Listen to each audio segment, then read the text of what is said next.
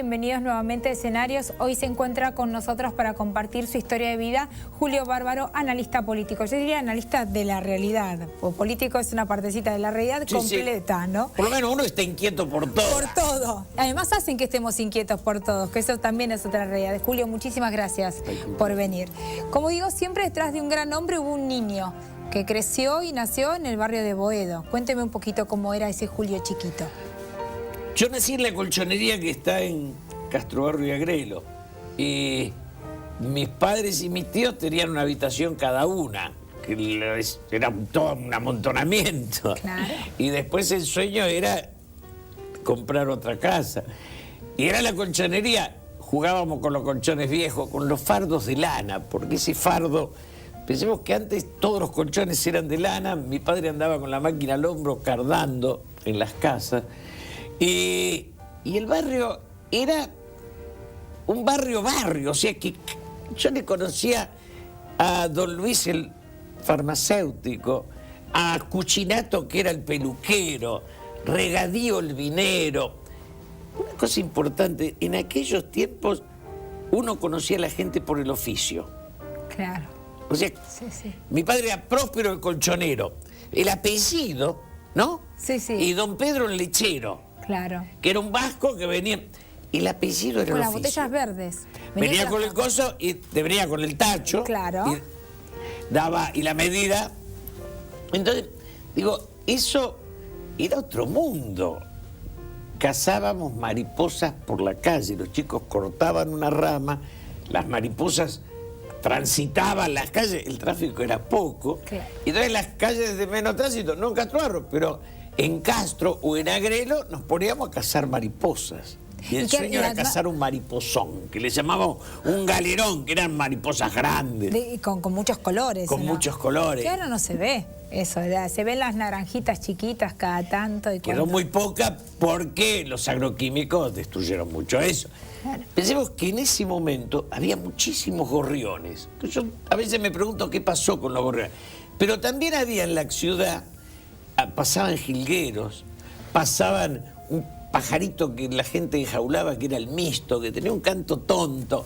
Pero digamos que había tramperas en las terrazas y gallineros. Mi abuela tenía gallinero en la terraza, la vecina la tenía al fondo, pero en la mañana cantaban los gallos. Yo ahora siento los perros y digo, eran mejor los gallos. Prefiero los gallos. A la mañana temprano escuchar cuando ladran los perros no es tan agradable como... El gallo era un saludo al amanecer. Sí, y el perro es... el perro ladra. Como la decimos. dejadez de un dueño que no toma conciencia que no tiene que molestar a los demás. Es verdad. Usted me decía, yo nací antes de la televisión, por lo tanto era un antes y un después las actividades de un niño. Digamos, Cambió de la ir a vida. pescar, cambió todo, ¿no? Yo vi televisión, un primer televisor, a los 7, 8 años tendría yo, y un vecino que era más rico, que tenía una imprenta, los Mazola, le habían comprado entre todos los hijos un televisor al abuelo. Después, mis padres, que eran 8 hermanos, le compraron a mi abuela. Y mi abuela tenía el televisor y los chicos se colgaban de la ventana para mirar ese objeto hacia adentro, ¿no? Sí, y esto del barrio era del compartir, por ejemplo, bueno, había llegado el primer televisor y que pudieran ir los niños de la cuadra y esas cosas.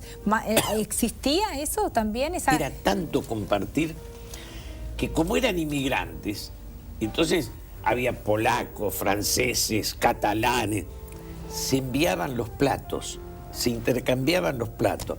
Mi viejo, que no era Tano, era hijo de Thanos, hacía pizzas y me decía, andá a llevarle esta a doña Filomena, llévale esta a don José, porque esa forma, ese intercambio de comida, me llegaba la sopa paraguaya de una vecina paraguaya maravillosa. La ensaimada hacía una mallorquina y la mandaba. Digo, se compartía todo. Porque compartir era crecer. Estaban todos con los mismos sueños. Era integrarse. Todos venían de afuera. Claro. Y necesitaban integrarse, conocerse. Como armar esa familia del barrio. Del barrio. A la tarde salían en el verano a tomar fresco. Entonces, las sillas en la puerta, sentada la señora mayor, la abuela, Y el hombre en pantalón de pijama celeste y camiseta musculosa y chancletas, parado. Y charlaban y yo tengo esa imagen, ¿eh? Tengo como esa imagen. No sé por qué la tengo, pero la tengo. Usted me lo cuenta y yo lo estoy viendo. Yo cuando ahora paso por algunos edificios caminando, por algunos edificios elegantes, donde veo la reunión de consorcio con sillitas, digo, antes en el conventillo nos invitábamos a la pieza y ahora nadie es capaz de decir, nos reunimos en mi departamento. O sea, el egoísmo ha llegado a tal grado que se juntan en el palier y además algunos llevan el abogado. Es muy triste, ¿no? Sí, individualismo al máximo. Bueno, pero eso fue lo que lamentablemente nos está caracterizando hace muchos años ya, ¿no? Nos ponemos solidarios en algunos momentos que creo que todos podemos sacar lo mejor de nosotros, pero no es una constante, entonces se transforma en algo de momento, no en una virtud, porque la virtud es algo que perdura en el tiempo, digamos. En aquel tiempo yo me acuerdo, mi viejo hijo de italiano, vivíamos en una casa larga. Al fondo vivían unos rosarinos peronistas. De ahí viene la cosa. Mi viejo era socialista. Sí, su papá era socialista de Palacios. De Palacios. Entonces, digo, pero estábamos todos mezclados. Y lo del fondo eran peronistas, lo de adelante, mi viejo socialista. Pero no había pelea, no había confrontación. Había respeto por la opinión de Había respeto, había más una cosa de... Y una gran integración social, porque todos iban creciendo. Claro. Es lo que yo le decía, primero armaban la familia con esta sensación de compartir la comida y también armaban la cuestión social, ¿no? La familia social, digamos, las dos cosas. Exactamente. Y en la calle uno conocía todas las casas, las familias y las historias, claro, ¿no? La fea de la vuelta se puso de novio con aquel que... La fea de la vuelta. Claro, la hermosa. No la nombremos, porque nombramos a Lechero. Estaba la fea y la linda. Estaba la gorda, Estaban todos. Estaban todos. ¿Cómo somos, no? ¿Cómo nos manifestamos frente al otro? Qué bárbaro. Usted me decía, yo cuando era chiquita hacía barriletes y me iba a pescar. Barrilete, figurita. La figurita era... Figurita cola, gritaba, iban ahí a la vereda a jugar a la figurita. A la bolita. Las bolitas eran un objeto preciado. ¿Eran caras? Yo no sé si eran caras, pero el almacenero de la esquina tenía un frasco lleno de bolitas. Y por 5 nos vendía 2 o 3 bolitas y nosotros jugábamos y jugaba la bolita y la que perdía se llevaba el otro la bolita. Pero la figurita, la bolita, el barrilete, que era una construcción, era un trabajo y lo subíamos en el medio de la calle. No había cables, no había ese cableado de ahora. Claro. Subíamos la terraza, el barrilete. Digo, yo ya a los 11, 12 años venía el sueño de la pecera propia. Entonces uno pedía fierro, iba al soldador que se lo suelde, buscaba pedazos de vidrio, los iba cortando, armaba la pecera con masilla. Digo, era todo... ¿Y qué ponía adentro? ¿Qué peces? Íbamos a la veterinaria y comprábamos 3 coloraditos chiquititos. Esos los naranjitos, los naranjitos. Claro, los mirábamos asombrados. Yo digo, mi abuela me llevaba, había una tía que vivía en Ramos Mejía, mi abuela me llevaba a Ramos Mejía. Y a la vuelta yo tenía locura por un pajarero. Y el pajarero, la abuela me decía, bueno, un día te compro un pájaro. Y yo creo que a los 10 años me dijo, elegí. Y yo elegí el cardenal colorado, que es un pájaro llamativo. Me compré una jaula y fui. Me pasaba horas mirando el pájaro. Claro, eran cosas... Uno le daba mucho valor a las cosas. La vida era en la calle. La fogata de San Pedro y San Pablo. Los barrios, los chicos. Nos pasábamos juntando maderas por la calle y las llevábamos a la calle y las poníamos en el techo. Mi padre gritaba que vas a romper las chapas y el techo va a lloverse. Y entonces el día de San Pedro y San Pablo sacábamos todas las maderas, hacíamos una pila, un muñeco y prendíamos el fuego y todo el barrio miraba, las cuadras miraban, había cada 2 o 3 cuadras una gran fogarata, decíamos. Y eso era como un festejo. Y el carnaval a los baldazos en la calle, ¿no? Claro. Digo, era una vida en la calle.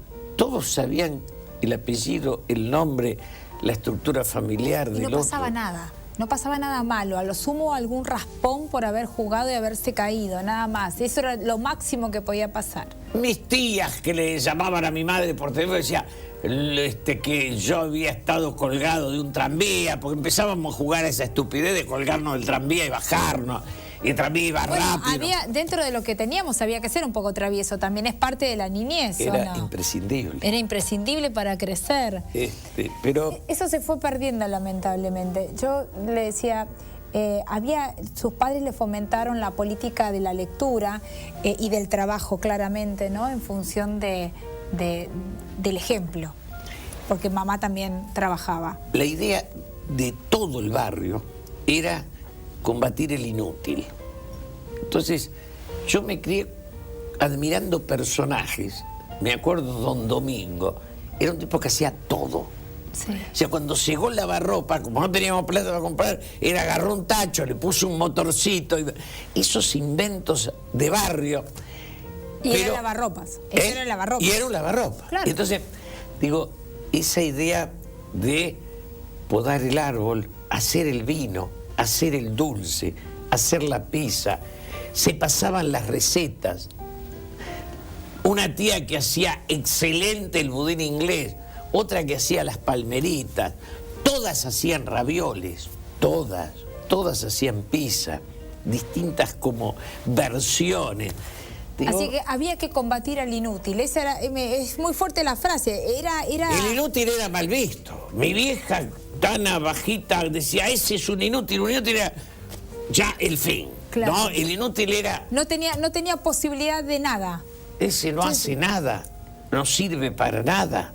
Se excluía naturalmente del grupo, digamos. La idea de servir, ¿no? La idea de producir, de trabajar, de generar, de disfrutar el trabajo, ¿no? El esfuerzo era compartido como placer, no como sacrificio. Sí, sí. Bueno, que es muy buena la distinción entre lo que es esfuerzo y sacrificio, ¿no? Claro. Porque sus padres seguramente en algún momento se habrán sacrificado para que ustedes tuvieran... Pero es cierto, pero mi viejo venía con la máquina al hombro y siempre se reía. No había la queja, mirá qué esfuerzo. Quejarse era como un gesto de debilidad mal visto, muy mal visto. Qué bárbaro. Vamos a hacer un corte, cuando vuelva me va a contar dónde estudio, cómo llegó a donde está hoy y en quién se transformó. No se vaya, que hay más escenarios.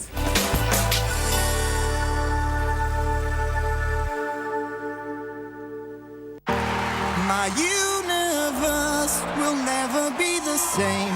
I'm glad you came. Make you glad you came. The sun goes down. Copa Mundial de la FIFA. Qué bueno que viniste. I'm glad you came.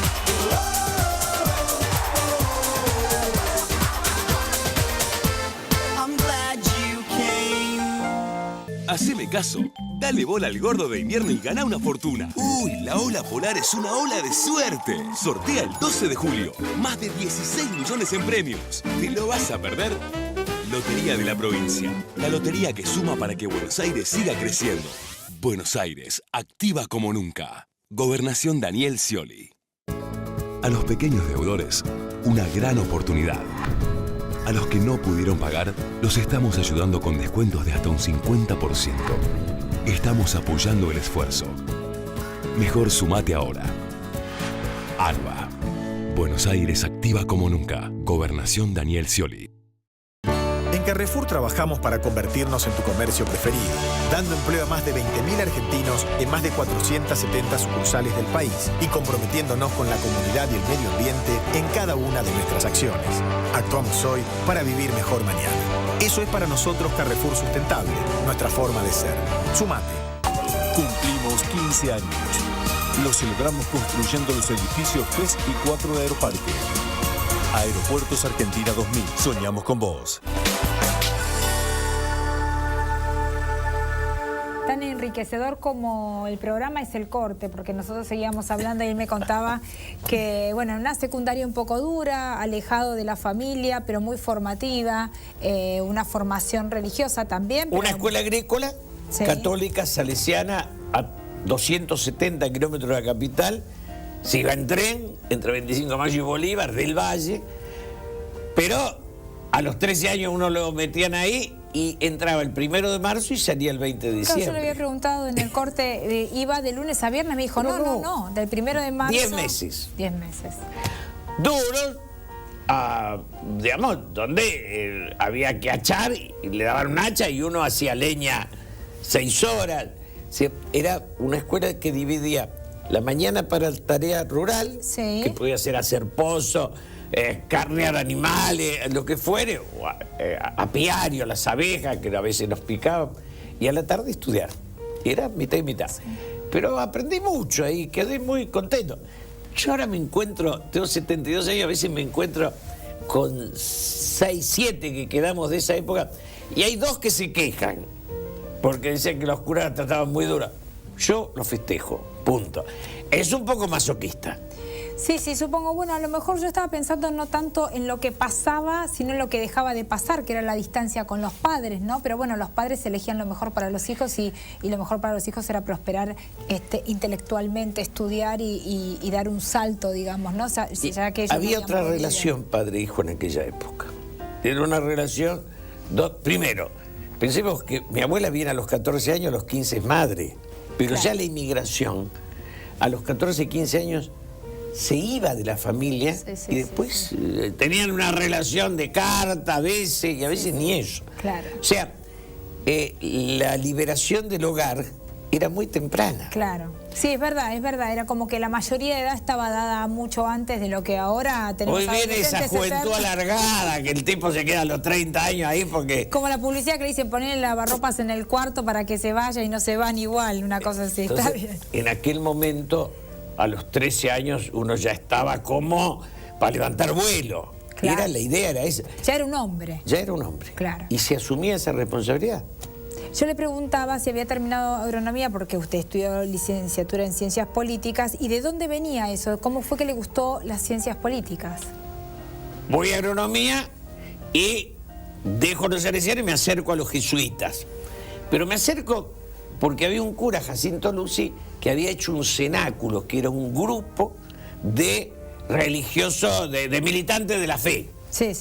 O sea, la religiosidad era muy profunda en ese tiempo, ¿no? Sí. Y entonces, en ese grupo, el cura, que yo tenía agronomía y estaba de taxista, primero camionero, después taxista, el cura me decía, hacete un estudio de vocación. De vocacional, sí.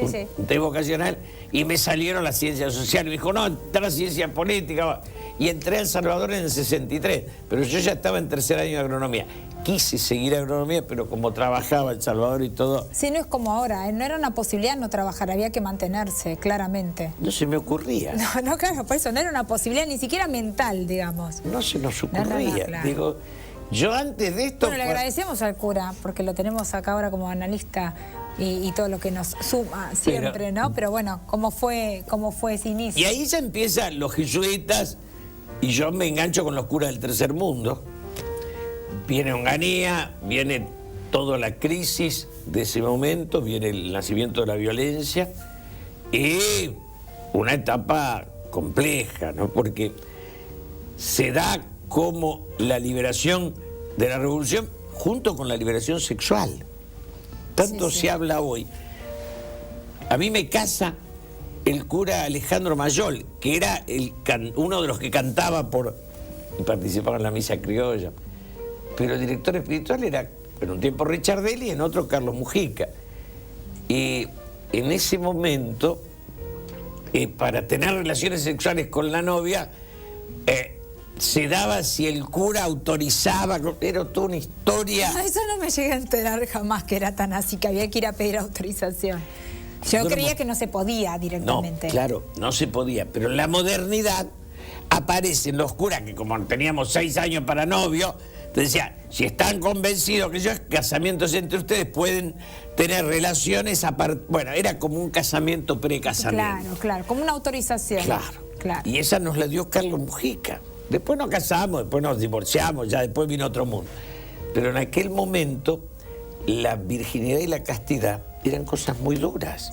Hoy casi ni existen. No creo. Sí, no existe. Pero era un mundo digamos, pensado. Y ahí sí me engancho con los jesuitas, empiezo a estudiar ciencia política, me hago militante. Entonces andaba con el taxi y la revolución. Digo, eso es una linda época, porque durante Onganía va naciendo la violencia, pero todavía el peligro no es la muerte, no está tan vigente. Después de la muerte de Aramburu ya la tensión es grande, viene la guerrilla y viene otra instalación. A mí me parece que si uno lo toma, la violencia fue un gesto importante en la dictadura. Pensemos que Onganía decía que iba a estar 20 años, con lo cual era como incitar a la violencia. Pero no pudimos desactivar esa violencia cuando vino la democracia.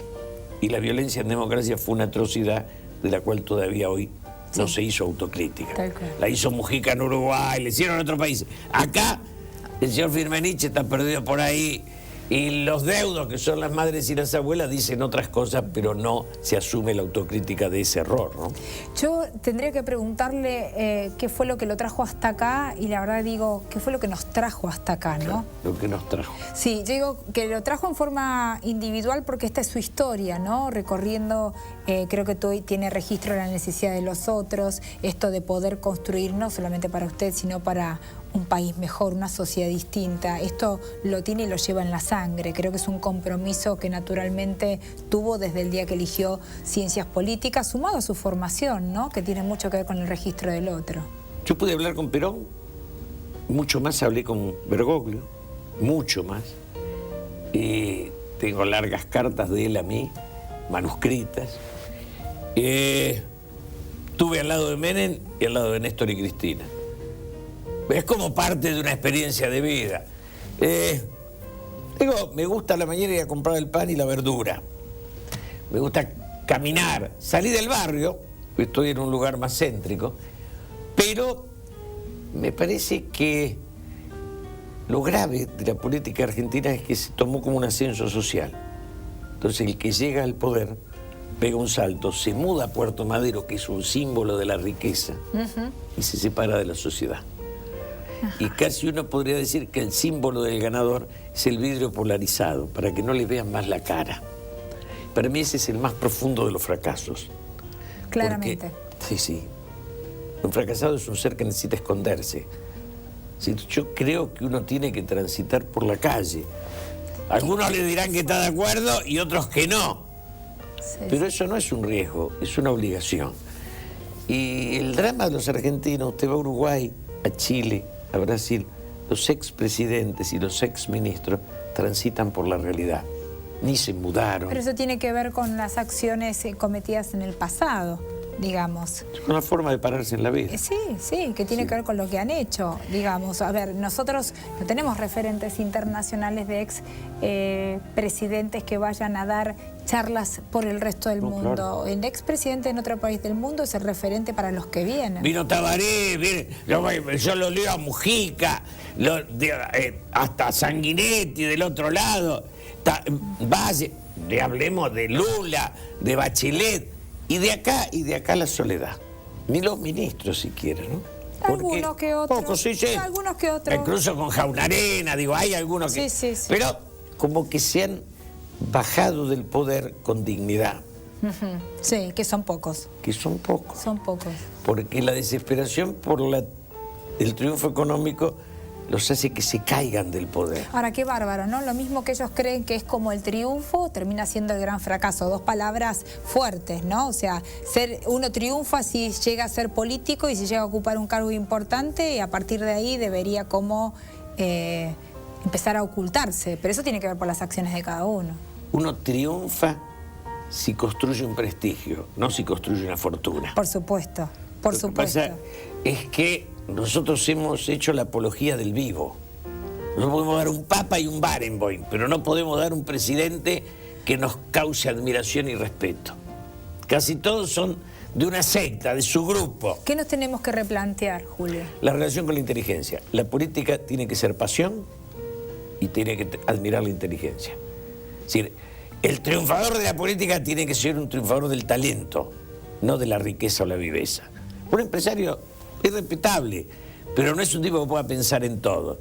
El egoísmo es un motor personal, no Sí. sirve para pensar una sociedad. No, pero algunos tienen capacidad de gestión y no tienen las competencias de la política, y muchos políticos no tienen capacidad de gestión, pero tienen ese corazón que tiene que ver con la política. Habría que poder armar un mix. Pero necesitamos quienes trasciendan lo económico. Yo hablé hace 2 días, fue con Joaquín Morales Solá en la Córdoba. Yo lo que le digo a los economistas es, señores, la política está por encima.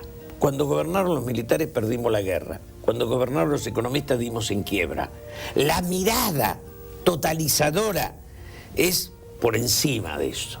Es algo que incluye a la economía, pero también incluye... Es decir, yo ahora me planteo, por ejemplo, a los economistas y se los digo, la concentración. Hay cadena hasta de kioscos, todo es cadena. Cadena de dueño de taxi. Yo quiero la actividad privada, pero la quiero dispersa. El enorme Estado y 5 privados da que usted y yo seamos prisioneros de eso, esclavos. Sí, no elegimos, aunque a veces creemos que elegimos. No elegimos. Por eso me parece que el debate tiene que ser, primero no puede haber odios. El tipo me dice, a mí no me gusta ese, ya está. Sí, la construcción del odio no nos lleva a ningún lugar positivo, Que claramente. dice, mi límite es este, mi límite es aquel. Mi límite es el que tiene un límite, punto. Claro. Creo que yo respeto, hablo con Macri y hablo con Wiener, hablo con Cobos y hablo con Scioli. Y digo, me parece que busco cómo construir. Y lo que me pregunto es, ¿quién será mejor? No quién me dará un mejor pedazo de poder. Sí, sí, claramente, sí. Pero tenemos que pensar quién será mejor para todos, ¿no? Y eso nos cuesta. Es verdad. Para finalizar, Julio, porque yo estaría horas hablando con usted, un placer, ¿qué le diría a los jóvenes que están saliendo en este momento del secundario, que van a enfrentarse a este autosostén, a este mundo en el que nos encontramos ahora? Que no se quejen, que la posibilidad de construir una sociedad para todos es un desafío hermoso. Digo,